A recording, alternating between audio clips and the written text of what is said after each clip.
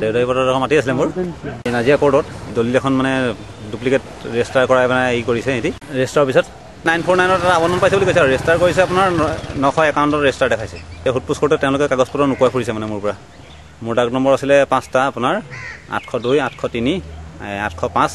আৰু 950 আৰু 951 মানে সিহঁতি ৰেজিষ্টাৰ কৰা দেখাই আছে এই ম্যাদী পটাৰ হয় মাটি আছিলে ব্ৰহ্মানন্দ বেজবৰুৱাৰ মোক দিছে বিক্ৰী কৰিছে যিটো গণ্ডগোলীয়া মাটি সেইটো কাৰ হয় মাটি হৰে কৃষ্ণ গগৈ তেওঁ মানে এতিয়া নাজিয়া টাউনত আবেদন পাইছে বুলি কৈছে একতা চদলচা মাটি তেওঁ বিকিছে গীতাঞ্জলি দত্ত ভূঞা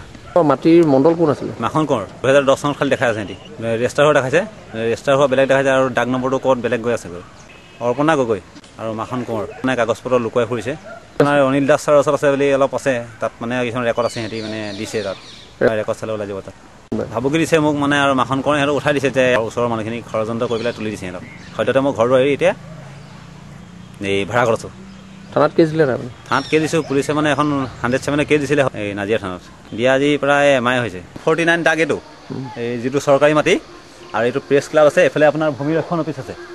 আৰু তেওঁ মানে সেইটোত মাটিত আপোনাৰ ৰেজিষ্টাৰ কৰাইছে যিটো আপোনাৰ ম্যাদী মাটি মোৰ ভাগৰ 951 এই মাটি জুখিব নটিচ দিছিলোঁ বাইদেৱে এজিচি বাইদেৱে ৰিপৰ্টটো দিছে এই মানে আপোনাৰ যিখন দিলোঁ নটিচখন তেওঁ মানে ৰিচিভ কৰিছে আজি মণ্ডল নাইকিয়া বুলি কৈছে অহা দুদিনতে মানে জুখি দিম বুলি কৈছে মাটিখিনি